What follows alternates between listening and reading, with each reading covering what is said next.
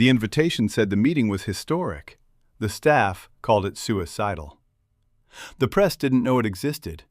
3 men who had not sat in the same room in over 12 years were about to share a table. Not for peace, for territory. The top floor of the Halcyon Crown Hotel had been sealed since noon. Armed security lined every hallway. Metal detectors stood behind velvet curtains so the guests wouldn't feel insulted. Because insult was how wars started. And tonight, the air was already volatile.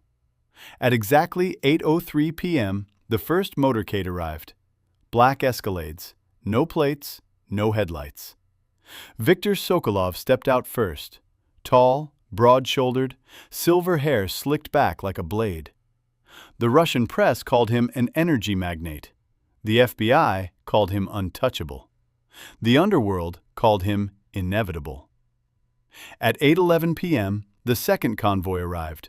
Matte black Maybach, custom crest. Alejandro Ruiz exited with a slow smile and a rosary wrapped around tattooed knuckles. South American roots, Pacific corridors. He controlled supply lines most governments couldn't track. At 8:19 p.m., the final arrival. No convoy, just one vintage Aston Martin, matte gray. Lorenzo De Luca stepped out alone. Italian suit, no bodyguards visible. Because when you've been king long enough, visibility is optional. The staff watched from behind frosted glass. 3 empires, 1 table. No one expected dessert. In the private dining chamber, crystal chandeliers cast warm gold over a circular mahogany table built for exactly 4 seats. 4, not 3. That detail made the staff whisper, "Why 4? Mediator? Lawyer? Sacrificial lamb?" No one knew, except one person. She stood in the service hallway, adjusting her cufflinks. Not nervous, not excited, measured. Her name tag read, Clara Bennett Waitress. Age 27. Temporary staff. Transferred from the Chicago branch 2 weeks ago. She picked up the silver wine tray like she had done 1,000 times before. Because she had. But not for men like this. Inside the chamber, the kings were already seated. No smiles, no small talk, just territory maps disguised as dinner menus. Ruiz broke the silence first. "So," he said, swirling his untouched bourbon, "we've finally decided to behave like businessmen." Sokolov didn't blink. Business requires discipline. Your men lack it. Lorenzo leaned back, fingers steepled. "We're not here to trade insults. We're here because the Chinese are entering New York. If we don't align routes, we lose leverage." Ruiz smirked. "Leverage implies equality." "And you think you're equal?" Sokolov asked quietly. The temperature dropped 3 degrees. That's when the door opened. Clara entered. And for 3 seconds, all 3 men stopped talking. Not because she was stunning, though she was. Not because she was afraid, she wasn't. But because she walked in like she didn't understand the gravity of the room. And men like them were used to being felt. She set the tray down gently. "Good evening, gentlemen." Her voice was calm, American, neutral. Ruiz chuckled. "They send children now?" Clara smiled politely. "Only when the adults need supervision." Sokolov's eyes flicked up. Interesting.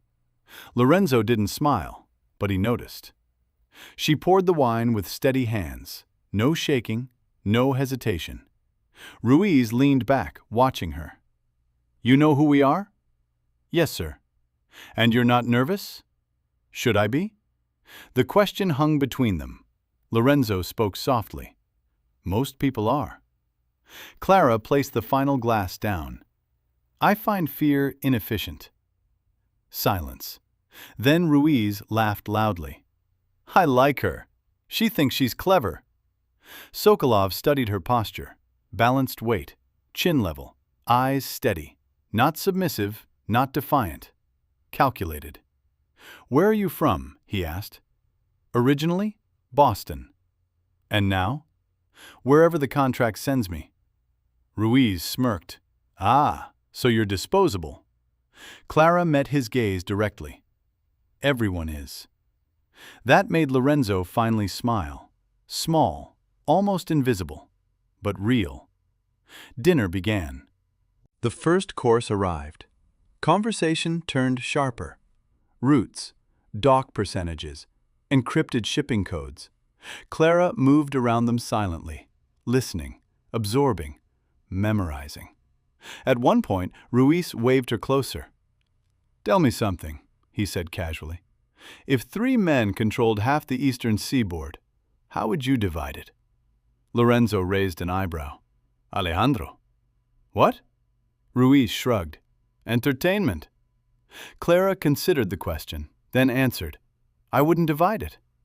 All 3 men looked at her now. Ruiz tilted his head. "No?" "No. Division creates weakness.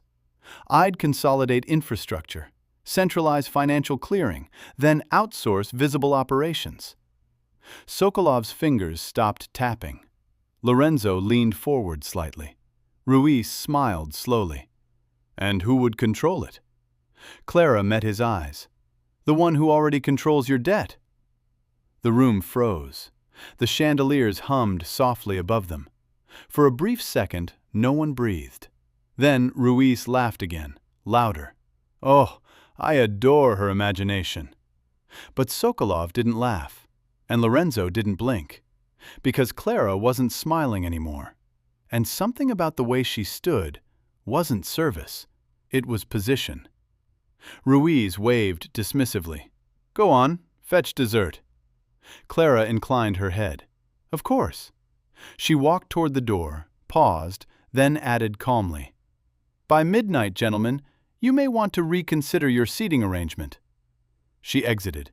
The door closed softly behind her. Ruiz scoffed. "Arrogant." Sokolov spoke quietly. "No." Lorenzo swirled his wine, eyes fixed on the door. "She's early." And in the hallway, Clara removed her earpiece. "Phase 1 complete," she whispered. In a black SUV 3 blocks away, a screen flickered with financial charts. Offshore accounts, shell companies, silent acquisitions. 3 empires, all leveraged, all vulnerable, and none of them knew. The 4th chair at that table was hers. The door closed behind her. For 3 full seconds, no one spoke. Ruiz broke first. "She's amusing. You should hire her, Lorenzo. Italian women have spirit."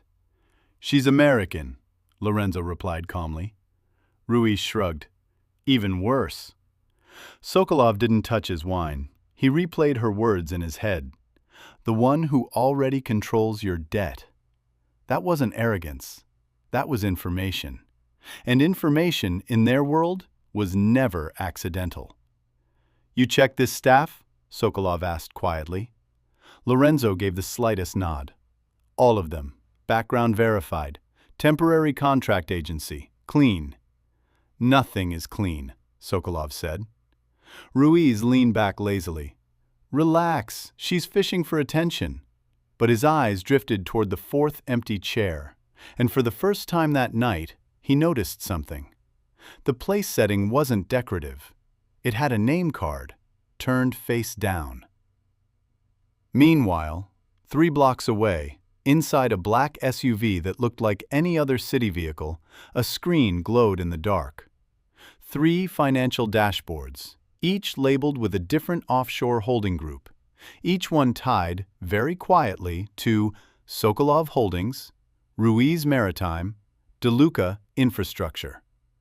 A man in a gray suit adjusted his glasses. Phase 2 initiated.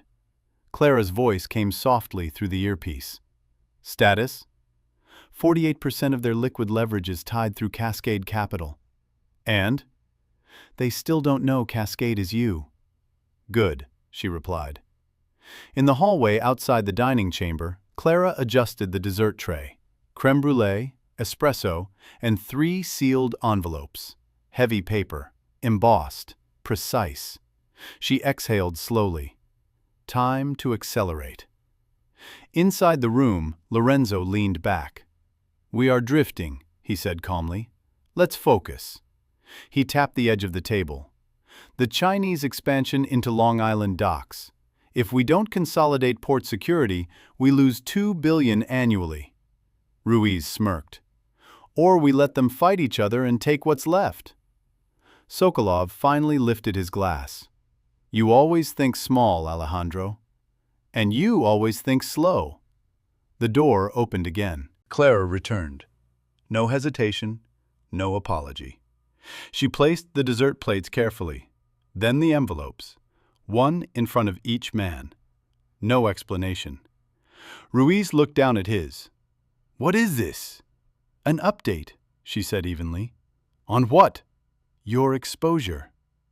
The word shifted the room. Sokolov opened his envelope first. Inside, a single sheet. Clean, concise, bullet points. Offshore shell companies, layered through Cayman entities, then funneled through a quiet New York-based hedge fund, Cascade Capital Management. His jaw tightened. Ruiz opened his next, then Lorenzo. Silence fell like concrete. Ruiz's voice dropped. "Where did you get this?" "I didn't get it," Clara replied. "I structured it." That landed differently. Sokolov looked up slowly. "You're claiming ownership of Cascade?" "Yes." Ruiz laughed once, sharp. "In your dreams." Clara stepped closer to the table. "Mr. Ruiz, your Pacific Shipping Insurance bonds were refinanced 6 months ago under a silent partner agreement." Ruiz's expression hardened. "That's impossible." "You were under liquidity pressure after Bogota enforcement actions. You needed clean capital. You didn't ask many questions." Sokolov's eyes narrowed. "And me?" "Your European energy reinvestments," she said calmly. "You leveraged them through Luxembourg. Cascade absorbed 22% quietly during the winter downturn." Lorenzo's voice was softer. "Why?" She looked at him directly. "Because you were all distracted." "By what?" Ruiz snapped. "Each other." The room went very still. Ruiz pushed back his chair slightly. "Who are you?" Clara didn't answer. Instead, she walked to the empty fourth seat and turned over the name card. It read, C. Bennett, Cascade Capital. No one moved.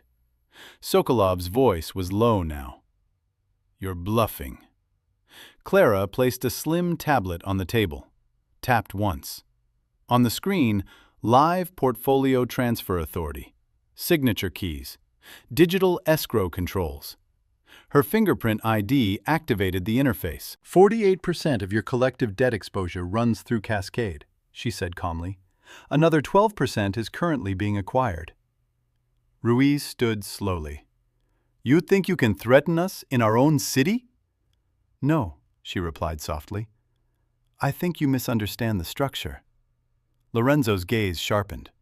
"Explain." Clara folded her hands behind her back. "I don't control your street operations. I don't control your enforcers. I don't control your territory." She paused. "I control the banks that float your territory." That was the moment. The shift. Invisible. Irreversible. Sokolov leaned back slowly. "If we eliminate you," he said calmly, "this structure collapses." Clara met his eyes. "No." She tapped the tablet again. A new screen appeared. Automatic succession protocol. Distributed authority. Encrypted. "If anything happens to me, Cascade's majority position transfers to 5 institutional entities." Ruiz narrowed his eyes. "Which institutions?" "Your competitors." That silenced him, completely. Lorenzo studied her, not with anger, with interest. "You planned this for how long?" 3 years. Sokolov exhaled slowly. "You consolidated our debt intentionally." "Yes." "Why?" She finally sat down in the fourth chair, and for the first time, she wasn't a waitress. She was the architect. Because fragmented empires are inefficient. Ruiz laughed once, but there was no humor in it. You want a merger? I want alignment. Under you? Sokolov asked. No, she said calmly. Under structure. Lorenzo leaned forward. And if we refuse? Clara's expression didn't change. Then at midnight, I trigger margin calls. Ruiz scoffed. You think we can't survive pressure? You can survive violence, she replied. But can you survive frozen liquidity, port injunctions, credit revocations, and federal audits triggered by simultaneous liquidity anomalies? Silence again. This wasn't a gunfight. This was suffocation. Sokolov's eyes studied her carefully. You're not law enforcement. No. You're not rival syndicate. No. Then what are you? Clara's voice softened. I'm what comes after kings. The chandelier light reflected in her eyes, steady, cold, precise. Ruiz slowly lowered himself back into his chair. Lorenzo never stopped looking at her. And somewhere in the city, digital timers ticked closer to midnight. Ruiz leaned back slowly, studying her like prey that might bite. You're bold, he said quietly. I respect that. Then his tone shifted. But bold people disappear. Sokolov didn't speak. He simply reached into his jacket, not for a weapon, for his phone. He dialed one number, short, efficient, Russian. 2 sentences. He hung up. If Cascade controls my Luxembourg leverage, he said calmly, I will know in 5 minutes. Clara didn't blink. Of course. Lorenzo watched both of them, silent, measuring. The room felt smaller now. He wasn't angry. He was curious. And curiosity, in men like him, was more dangerous than rage. Ruiz folded his hands. You structured our debt, he said. Fine. That makes you ambitious. He leaned forward. But ambition without enforcement is fantasy. Clara tilted her head slightly.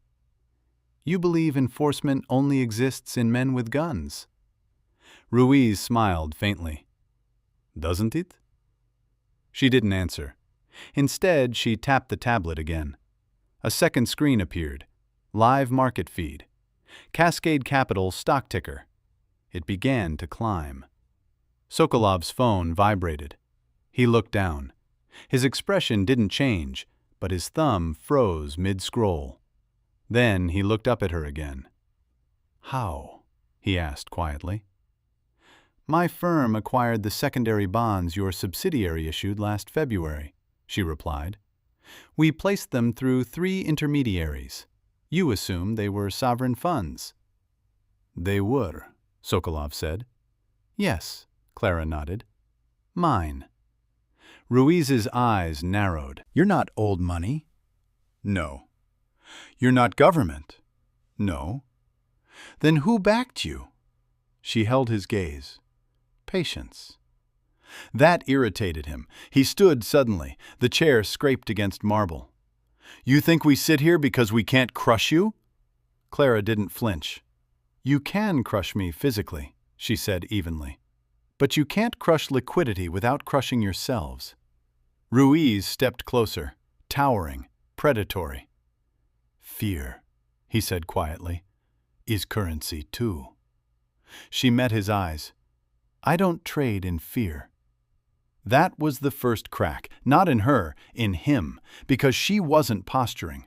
And men like Ruiz recognized authenticity, even when they hated it. Lorenzo finally spoke, soft, controlled. What do you actually want? The question shifted everything. Clara turned toward him. Alignment, she repeated. That's vague. Then let me clarify. She swiped the screen again. A map appeared, ports, shipping lanes, financial routing networks, digital overlays showing redundancies, conflict zones, overlaps. You've spent 12 years weakening each other, she said calmly. Territory skirmishes, poached suppliers, silent embargoes. She looked at Ruiz. You disrupted Sokolov's Baltic shipments last year. She looked at Sokolov. You froze 2 of DeLuca's Atlantic transfers in retaliation. She looked at Lorenzo. You undercut Ruiz's distribution insurance in Miami. Silence. She wasn't guessing, she was stating. You call yourselves kings, she continued, but you operate like rivals in a collapsing monarchy. Ruiz scoffed. And you propose what? Democracy? No, she replied. Structure. Sokolov's voice was low. Under you. No, she repeated calmly. Under Cascade. Lorenzo's eyes sharpened. So you're not a player? No. You're the board. That made her smile faintly. Yes. Sokolov's phone vibrated again. He checked it, longer this time. Then he placed it face down on the table. That structure is real, he said. Ruiz's jaw tightened. Impossible. It is real, Sokolov repeated. Ruiz turned to Clara. How much? 48% directly, she said. And the rest? Within 90 days. Ruiz exhaled sharply through his nose. You consolidated 3 empires without us noticing. Yes. How? Clara leaned back slightly. Because men like you track territory. She tapped the table. I track leverage. The tension shifted again, not explosive, but tectonic. Lorenzo folded his hands.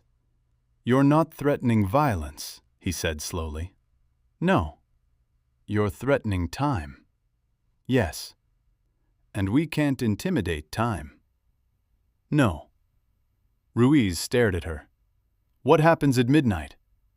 Clara's eyes flicked to the antique clock on the wall. Automatic margin recalibration. Sokolov's gaze sharpened. You'd collapse liquidity in one night? I'd trigger stress, she corrected calmly. Banks panic when stress is synchronized. Ruiz scoffed. We survive pressure. Street pressure, she said. Not financial oxygen deprivation. That landed, because they understood suffocation, just from a different angle. Lorenzo leaned forward slightly. And if we agree? Clara finally let silence stretch before answering. If you agree, she said softly, Cascade restructures your exposure. She swiped the tablet. A new document appeared. Unified Port Authority, Shared Infrastructure, Centralized Clearinghouse. You keep your territories, she said. You keep your influence. But financial routing runs through one entity. Yours, Ruiz said. Yes. And why, Sokolov asked quietly, would we submit to that? Clara looked at each of them slowly. One of you will lose in the next 5 years. Silence. She continued. New York cannot sustain 3 separate empires under federal heat, foreign expansion, and internal rivalry. She leaned forward now. But one unified infrastructure? She paused. That's unbreakable. Ruiz stared at her. You're asking us to trust you. No, she corrected calmly. I'm asking you to trust math. The clock ticked. 9:47 p.m. 13 minutes until Phase 3. Sokolov's gaze darkened. You're very confident. Yes. And what, Lorenzo asked quietly, makes you think we won't simply remove you after signing? Clara held his gaze. I don't. Ruiz smiled slowly. Finally. She tapped the screen again. A final display appeared. Encrypted deadman trigger. If Clara's biometric signals stopped for longer than 12 hours, Cascade ownership transferred automatically to 5 institutional entities. all hostile to the three men in this room. Ruiz's smile vanished. Sokolov's expression hardened. Lorenzo exhaled softly. You built yourself into the system. Yes. Ruiz leaned back again slowly. You're not a waitress. No. Then why serve tonight? Clara's eyes glinted faintly.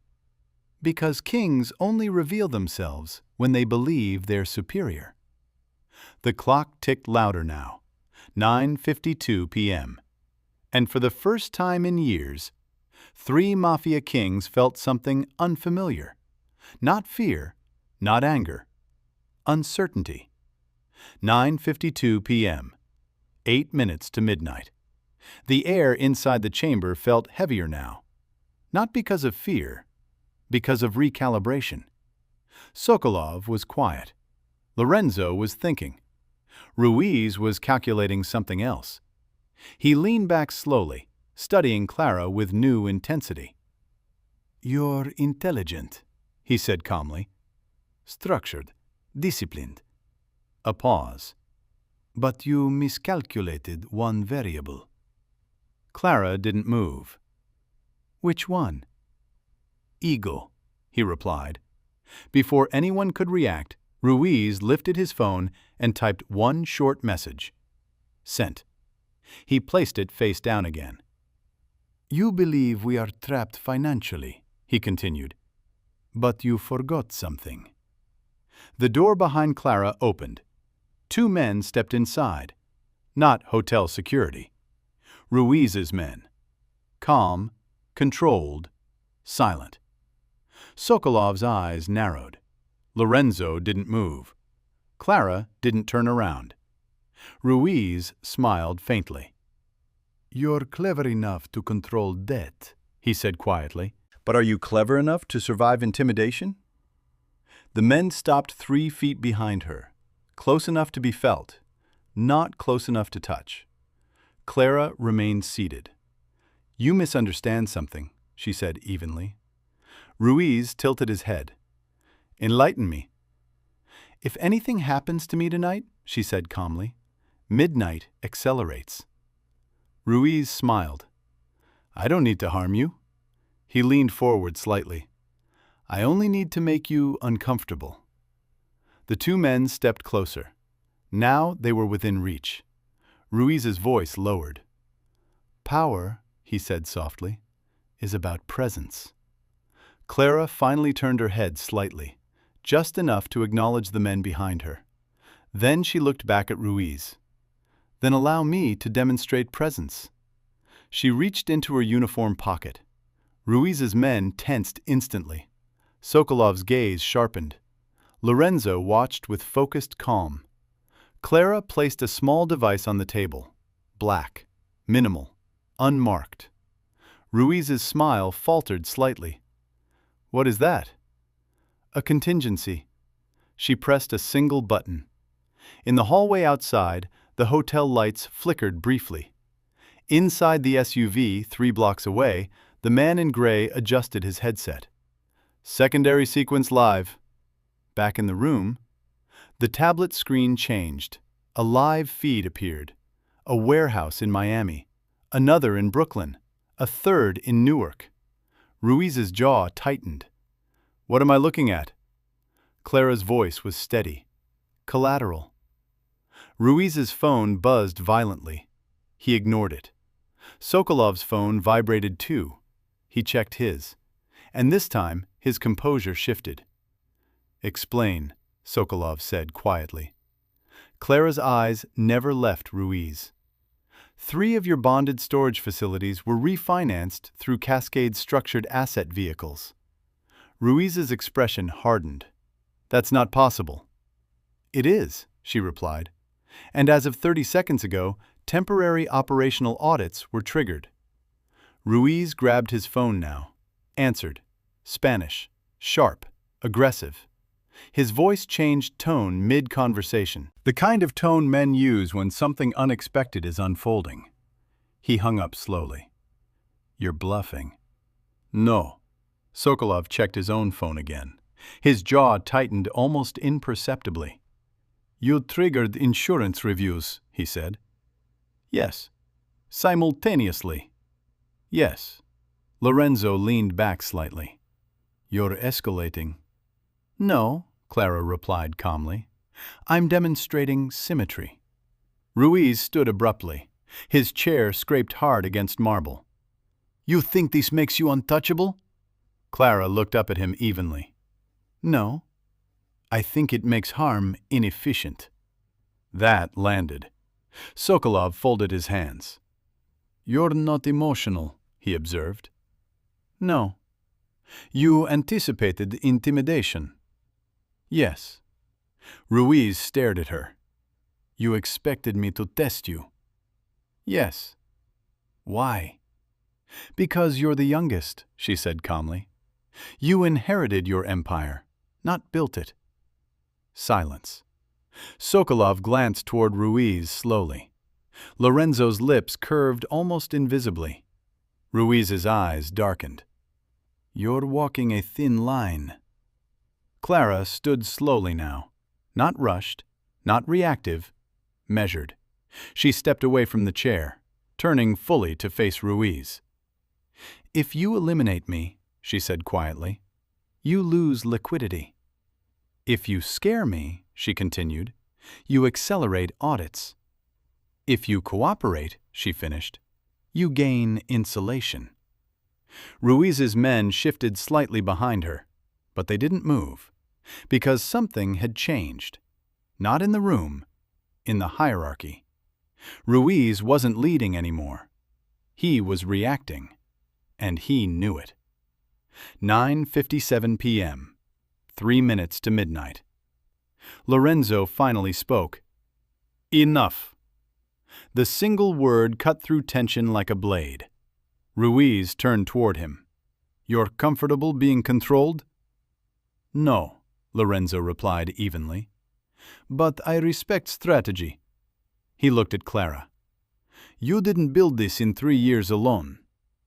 "No." "Who backed you?" Clara met his gaze. "Your banks." That answer hit differently. Ruiz frowned. "What?"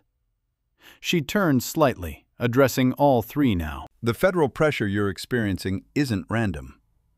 Sokolov's eyes sharpened. "Explain." "Your wars drew attention," she said calmly. "Your rivalries triggered scrutiny. Regulators don't like volatility." She paused. "So I gave them stability." Ruiz stared at her. "You aligned with regulators?" "No. I aligned with inevitability." Sokolov leaned back slowly. "You offered the banks an alternative." "Yes." "A structured underworld." "Yes." Lorenzo's expression shifted, not anger, recognition. "You're not attacking us," he said softly. "You're rebranding us." Clara didn't answer. She didn't need to. 9:59 p.m., 1 minute. The clock ticked louder now. Ruiz looked at Sokolov, then Lorenzo. He exhaled slowly. "You both considering this?" Sokolov's voice was low. "I'm considering survival." Lorenzo's gaze remained on Clara. "You're not asking us to kneel." "No." "You're asking us to evolve." "Yes." Ruiz looked back at her. "You're dangerous." Clara nodded once. "I am." The clock struck midnight. The room held its breath. Nothing exploded. No alarms, no collapse. Instead, Clara tapped the tablet again. The margin recalibration screen disappeared, replaced by a new document. Unified Governance Proposal. Digital signature fields below each of their names. She looked at them calmly. "Midnight passed," she said softly. "Because you're still in the room." Silence. Ruiz stared at the screen. Sokolov folded his hands. Lorenzo leaned forward. And for the first time that night, They weren't mocking her. They were negotiating. Midnight had passed. No collapse, no chaos, only silence. The digital document glowed softly in the chandelier light. 3 empty signature fields. 3 empires suspended in decision. Ruiz stared at the screen like it had insulted him personally. Sokolov remained still, hands folded. Lorenzo studied Clara with quiet intensity. "You're certain," Lorenzo said softly, "that this structure holds?" Yes. You've stress-tested it? For 18 months, Ruiz scoffed. And we're just discovering this now? Yes. How? Because you only monitor threats that look like threats. She let that sit. Sokolov's eyes remained on the document. What happens to street authority? He asked calmly. It remains yours, she replied. What happens to enforcement? Remains yours. And profit? Consolidated clearing, proportional distribution. Ruiz frowned. So we lose nothing. You lose volatility, she said, and you gain insulation. Lorenzo leaned forward slightly. And you? I gain structure. Ruiz's gaze sharpened. And control. Clara shook her head. Predictability. There was a difference, and they all understood it. Sokolov moved first, slowly, deliberately. He reached toward the tablet.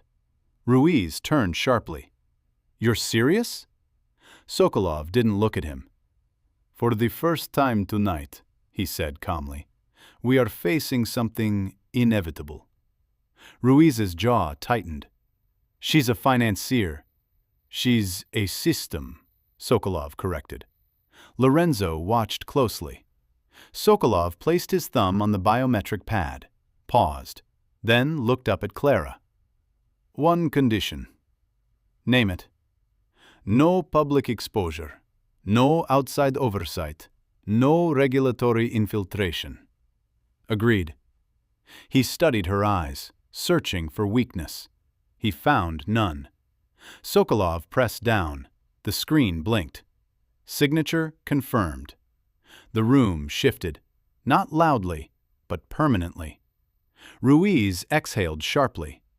You just handed her leverage. Sokolov leaned back. No, he said quietly. I removed unpredictability. Lorenzo's gaze moved to Ruiz. You're outnumbered. Ruiz's eyes flicked between them, then back to Clara. You targeted him first, he said. Yes. Why? Because he builds long-term, she replied, and you build noise. The insult was surgical. Ruiz leaned back slowly. You think you understand me?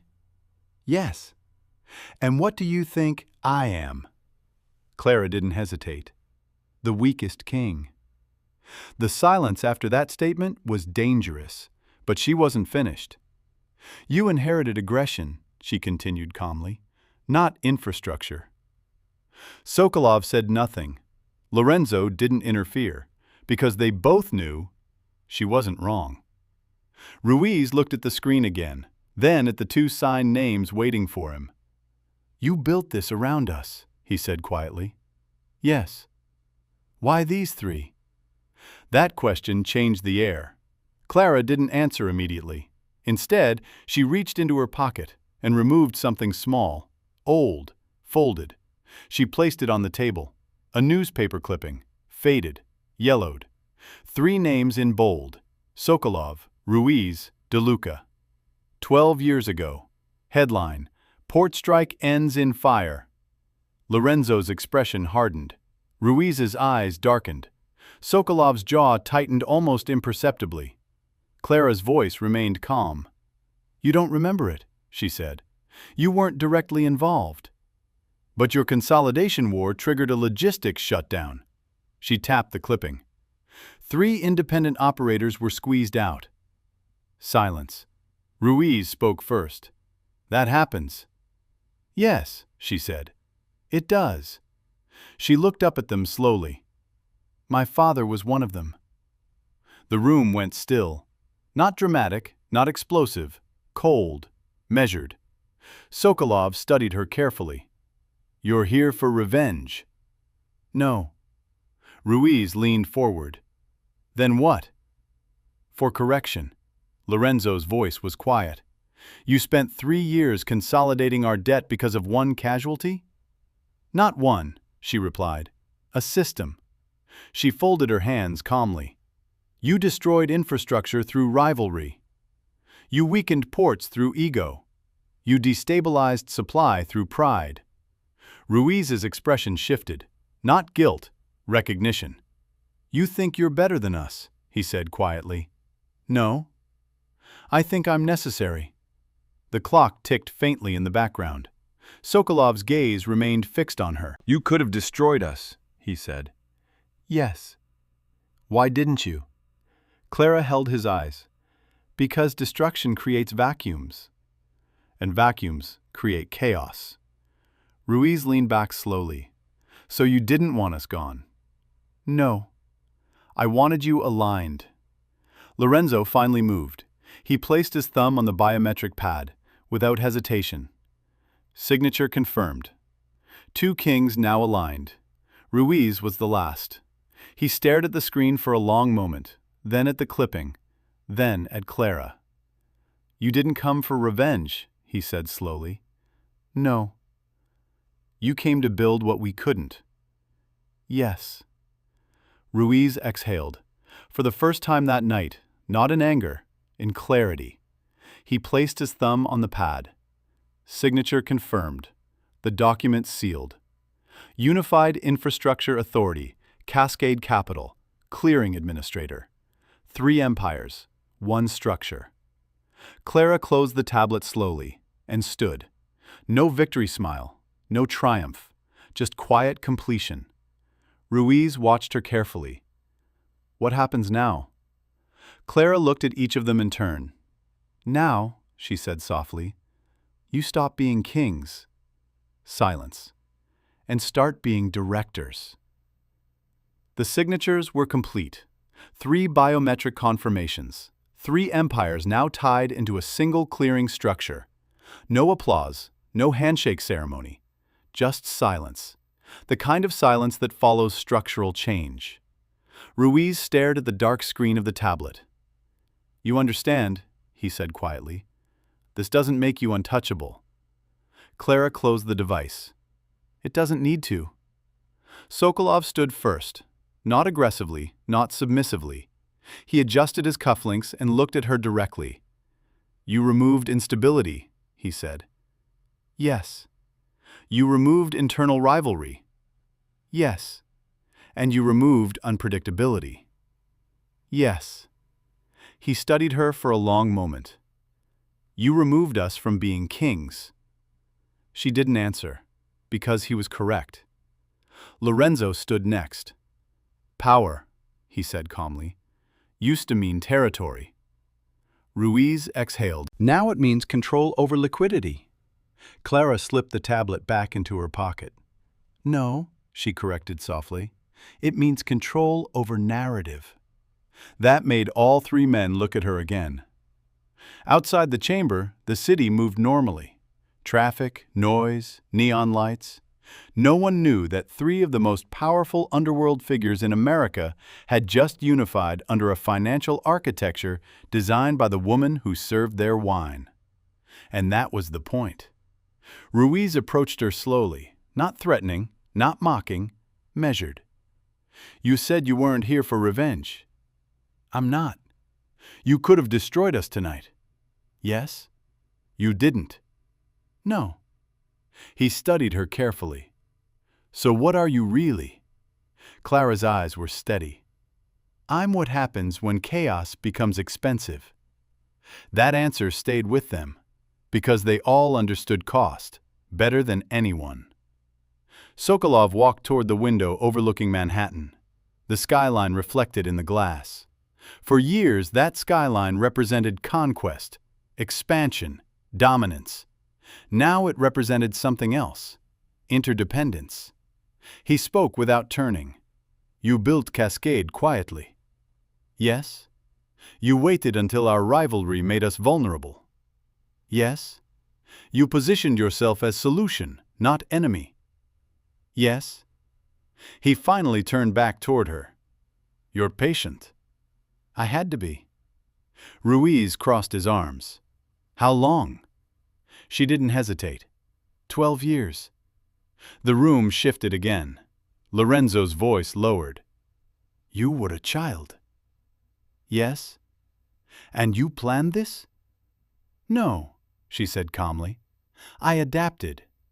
She looked at the newspaper clipping still lying on the table. I watched what volatility does to infrastructure. She lifted her gaze to them again. You call it war. I call it inefficiency. There was no rage left in the room, only recalculation. Ruiz walked back to his chair and sat down slowly. You win, he said. Clara tilted her head slightly. This isn't a win. It feels like one. She shook her head. No. A win implies opposition. She paused. This is evolution. Sokolov's lips curved faintly. You're very confident. No, she said softly. I'm very early. That line landed harder than anything else that night, because they understood what early meant. Expansion, replication, scale. Lorenzo finally asked the question none of them had voiced. What happens if we betray this structure? Clara's answer was immediate. You won't.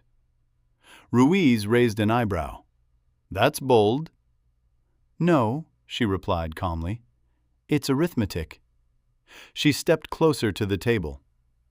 Each of you now depends on centralized clearing. Break it and you all bleed. Cooperate and you all expand. She looked at them one by one. I didn't remove your power. I made it expensive to misuse. That was the real shift. Not control, constraint. Outside the hotel, news alerts began quietly circulating in financial circles.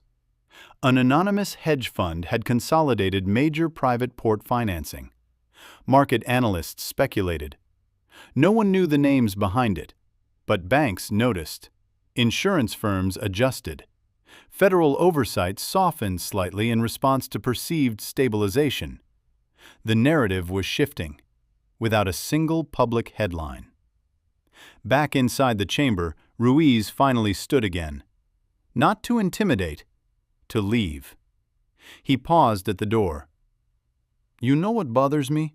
He said quietly. Clara waited. You never needed to serve wine. No, she agreed. Then why? She smiled faintly. Because men reveal themselves when they believe they're superior. Ruiz gave a slow nod, then exited. Sokolov followed shortly after. Lorenzo remained last. He studied her quietly. You didn't destroy us, he said. No. You redirected us. Yes. He considered that, then added softly, Careful, Clara. With what? Kings who survive evolution. She met his gaze evenly. I don't need them to fall. I need them aligned. He gave a faint smile, then left. The chamber emptied. 4 chairs, 1 table, 3 signatures, and 1 woman standing alone under crystal light. Clara picked up the folded newspaper clipping, looked at it once more, then tore it cleanly in half. Not in anger, not in bitterness, in closure. She placed the pieces into the dessert tray, walked out calmly.